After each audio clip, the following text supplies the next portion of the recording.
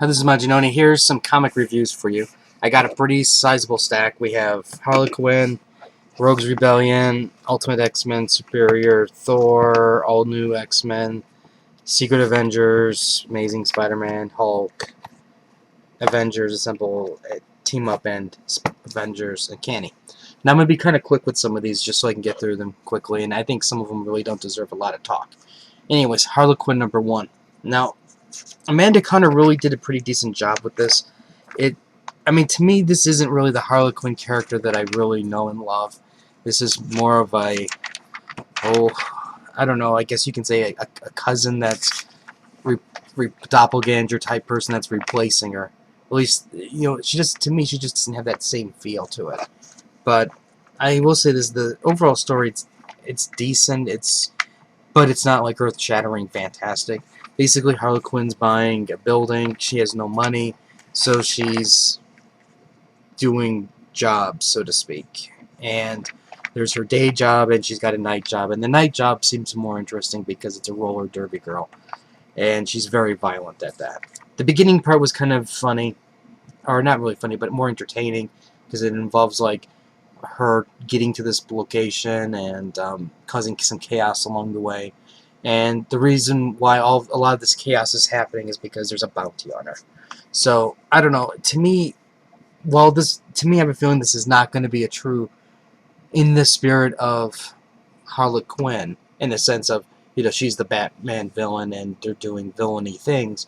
This is, to me, looks like it's going to be more of a side-ish, I don't want to say light-hearted story, but doesn't seem like as grounded into that universe. But we'll see. Rogues Rebellion. Now this one makes a little bit more sense as to why the Rogues are here, because basically they're going to try to help Poison Ivy get her garden going again. Now, the art, like Harley Quinn's art was great, but this art here is pretty much not really that wonderful. There's some nice character moments with Weather Wizard and Poison Ivy. There's some decent moments also with Mirror Master and Heatwave, but to me, it's missing. It's really missing something crucial, and I think part of for me is it's not dealing with the evil, so to speak. The injustice society. On the other hand, it is showing at least what it's promising in that. What are the rogues doing in this situation because they don't want to cooperate? So for that, I applaud them. But I kind of wish they didn't have to to do that story on the back of Batman, in a sense, so this way you can tie these two together to try to boost sales. But guys, I can tell you, neither of these books are selling well, and I can tell why. It's just not, it's basically, it's an average read. It's nothing spectacular. And it's a type of book that if you're reading Forever Evil, you don't have to read this at all, and it won't matter. And that's, I think, what the problem is. It needs to matter. And which is unfortunate that it's like that. What can I say about this? That you don't already know. Horrible. My God, this is just a horrible read. Painfully, very painful to read. Basically, the X-Men have been teleported to some unknown location. They're being attacked by Galactus, and Rick Jones goes to save them. And, Rogue is praying, and it's just, I'm praying that this thing ends, because this is, oh my God, this is horrible. The sad thing is this, okay? Now, there are people out there who I know, can draw better, they can write better, they can color better, and they still can't get a break. And when I see books like this, it's just so painful. It's just unbelievably painful to me to read that nonsense.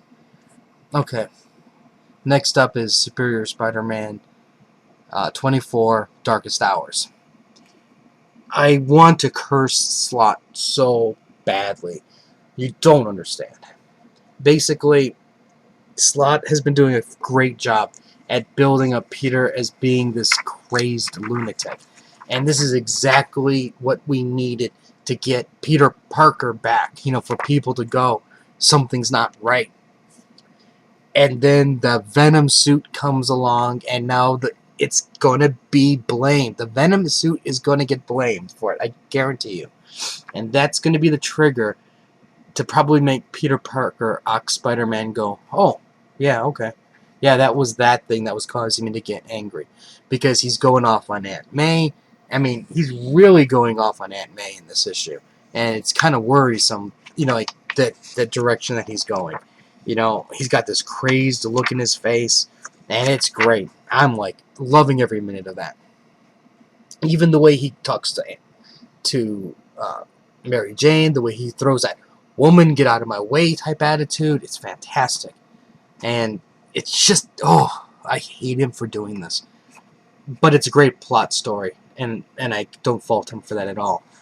We also get more of the Goblin Nation. That's progressing quite nicely. Just this one page alone here is giving me, like, giving me, like, oh my gosh, this is going to be awesome. Because if she spills the beans as to what's going on, this thing will blow up like you won't believe. And, you know, this is probably one of the best Marvel books out there. And I can see why that this is in the top 10 every single month. But this honestly really needs to get up higher. I don't know why people are not buying this book. Fantastic. Art's great. Story is great. There's so many twists and turns along the way. And the thing that Slott is doing here that's so well done is he's story building. So many other books are just focused on, okay, we need to do 6 issues for the trade. We need to do 4 issues for the trade. We need to do this for the trade. Now, granted, Slott is doing the same thing in that you can tell with all these titles here, you know, like The Darkest Hour, Spider Island, you know, The Gauntlet, all of that, granted, that is written specifically for trades. But this is the key part. In every single one of these trades, he's dropping seeds for the next storyline, the next one, and the next one. And that's what's making this book so freaking good, and I don't understand why people aren't reading it. You know, you look at the X-Men, you look at the Avengers, they're not properly laying the seeds for the future. Now, granted, the Avengers are, in a sense, because Hickman's doing that. There's the next villain, there's the next bigger villain, and then the Avengers have to get bigger and bigger. But that's simple, you know. Any one of us could write that. But Slott is planting seeds, and he's making this thing. Like, I think if we look back at his whole body of work, we're going to be like, holy crap, this was the greatest era of modern Spider-Man storytelling. And we're going to forget about the Joe Q marriage issues. I guarantee you, by the time this is done. Okay, next up is Thor, God of Thunder. You know, I don't really want to waste a lot of time on this one because this is fantastic. You know, the art's great. Aaron is doing a fantastic job. Uh, you know, there's dissension in the ranks. Thor's being Thor, and it's just really freaking good also. And this is another book I do not understand why this is not in the top 10. Because it's just taking Thor in the direction that Thor needs to be in. You know, he's a god, and he is kicking some serious ass along the way, and that's what we need. And, you know, these stories are very long. You know, they're building a story. They're building basically something that is more meaningful and something that's more lasting, rather than, okay, Thor fights the Absorbing Man, then he fights the Wrecking Crew, then, oh, there's Loki, he's the one responsible for those two. You know, he's not doing that kind of storytelling, and that's why this book is so freaking good. And I I just hope the people who aren't buying it are buying the trades, because this is fantastic. Okay, All New X-Men, number 20. Okay. X-23 escapes from the arcade death machine, murder world thing. Jean Grey knows what's going on because she read her mind. So now somebody outside of that. Now, granted, there's the video that's floating around, but now there's somebody who knows intimately what happened to these characters, which could potentially be critical later on down the road. Now, this is basically dealing with that religious cult that wants to kill all the mutants. So the original X-Men with X-23 go to take them out. Now, there's some really good moments in here, and then there's some moments that are just like, whoa. Like, if you look at the art, I've noticed, like, some of the art for X-23 goes from decent to I don't really know what they're drawing here, because that could be almost any girl in terms of the facial expression. And, but again, we're still kind of like near the beginning part, so I think the payout's going to happen in the next couple issues or so as they're really starting to take down this team, because this cult, they've demonstrated a tremendous power now. So I think this issue is pretty much, let's just get to that ability, so this way we can move forward. But it's okay. It's nothing great. I mean, it is what it is. It's a typical Bendis story. And I think for this one, I'm going to have to wait for the long haul just to see what happens, see it play out. Okay, Secret Avengers number 13. To Maim a Mockingbird Part 2. This is just getting crazy. There's secrets, there's backstabbing, there's secret agents on top of secret agents. There's MODOK, and he's looking really creepy, and he's trying to basically work over S.H.I.E.L.D., but yet at the same time, S.H.I.E.L.D. knows that what he's trying to do, so they're trying to do different techniques and negotiating, appealing to emotions and things like that. And, I think from I think for me, what I'm going to need to really sit here and do is, um, granted, I've read this issue, but I think when all of these issues come out, I'm going to need to reread this all over together again as one complete unit. Read the issues that happened before this, not the Inhumanity spin, but the ones before that, and this, because I'm guaranteeing you that Inhumanity spinoff has really jacked me up with the pacing of the story, and I'm trying to remember the placings of some of these characters, and it's really throwing me off. But I really appreciate this for what it is, because this is an adventure title where it's not really super heroic. These are spies, and they're dealing with some, they're killing people type thing, and they're dealing with things that normal superheroes just don't deal with. So I really applaud the direction and what they're doing here. But it needs some help. It really does need help. I mean, the art, well, I think fits the story really well. I don't, and personally, don't get me wrong, I would not replace the artist on this, but I have a feeling the art is probably holding back people from buying this book. Just because it's not necessarily user friendly as some of the other like bigger artists, like in terms of like on somebody that you'd find on the X-Men or Amazing Spider-Man or something like that. But I think if you look at this package as a whole, I really applaud Marvel for taking a chance at going in this kind of a direction, and it's been entertaining so far. Amazing Spider-Man 700.4. This is the continuation from the .3 issue. Basically, Peter Parker's fighting Firebrand. Firebrand blows up, and then he basically melts off all of Parker's skin. He wakes up in the hospital, but this is a hospital for villains. And at the end of the last issue, the main doctor figures out, hey, that's Spider-Man. And now that this is how they try to deal with the problem. Because the thing is, the doctor has an issue here in that sense. Well, they've made an oath. An oath to save lives, but here's Spider-Man. If they can't let him live, type thing. So they kind of manipulate things to go in the direction that they hope will, and so this way they can just kind of wash their hands of it, so to speak. But this actually was a very good read. Point 3 and point 4 were really good. Okay, I'm just gonna look at both of these at this as one. Um, this one basically, I'll say this: the best part of this Inhumanity crossover is just the banter between Bruce and Hank Pym and Tony Stark, because they don't give Banner a break, and Banner's just so tired and jealous and pissed. So that's the whole gist of this.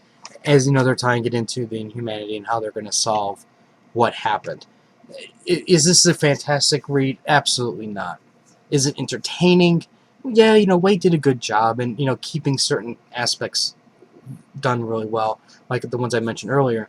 And in fact, you could have taken Inhumanity off this thing here and changed a couple things around, and you would have had the same issue. So, it kind of stands apart on its own, and it seems like they're just trying to find its place to slap on an Inhumanity sticker on it. I don't know how this is really going to play out into the main storyline, but we'll see. This one here, I mean, the art is good. I mean, it's not great, but for a lower tiered Avenger book, it's great. It's great for that. I would not want this in like the main Avenger titles, like Uncanny or the New Avengers. We're dealing still with what happened to that one girl's, I think, teacher, and you have basically, I think what this is, from what I've seen, at least looks like this one might spin off more into the Inhumanity, because we have somebody that's trying to unlock the gene code for the Inhumans type thing. So I'm kind of keeping my eye on this one, since this one looks like it's actually going into a better direction for it. But unfortunately, this is not a really strong book. If anything, this is just average.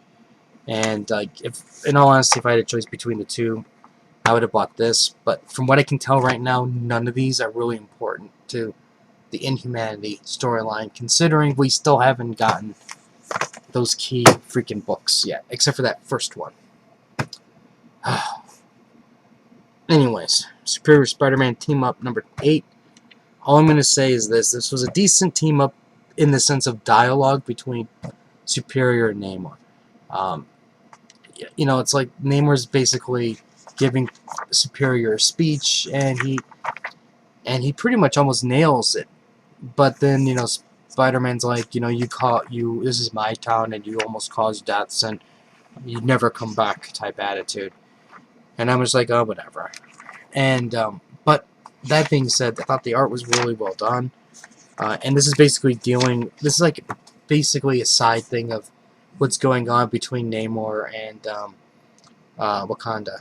Their not the civil war, but the war between the two countries. And it's basically, in a way, personally, I think this is the type of an issue that never even needed to come out in the first place. But it is what it is. It's not great, but it's not exactly horrible at all either. I'll say nice try. It's one of those nice try issues. Okay, finally, Uncanny Avengers number 15. I'm at a loss because, this, I think for me, what Remender's doing here is he's gonna make it the most bleakest possible. He's gonna say there is no hope for any survival, and then somewhere down the road he's just gonna pull a Hail Mary, and it's gonna make us go, holy crap. Now for me, the holy crap moment of this book was the battle between the Wasp and the Sentry. Excuse me. She blasts off his face, and the Sentry pulls apart his head, and you see his brain. I was like, holy shit.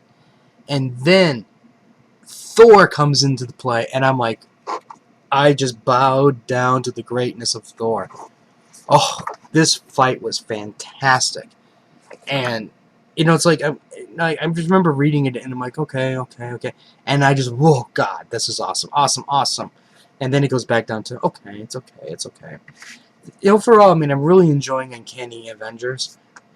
For me, though, I know this is kind of odd because I really like plots that develop over time, but for me, it's like I just kind of want to get to the next issue. I want the plot to move faster.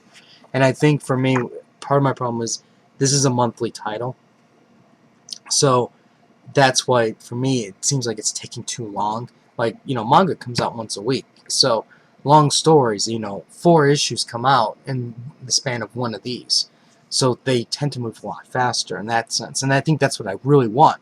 So technically, that's a compliment, saying that I really want more of this, and I want this thing to come out faster. I don't like waiting for so freaking long to get to the next issue, because there's so many hidden gems within this whole storyline. I love every minute of it. But it's still not the greatest book for the week, though. That's the sad thing. Anyways, if you have any comments or questions, let me know. Rate the video. Facebook, Crunchyroll Anime Reviews. I think I'm going to be doing a review for bicycle racing anime coming up soon. And believe you me, that show is actually kind of entertaining. Anyways, I'll more reviews later and whatnot. So until next time.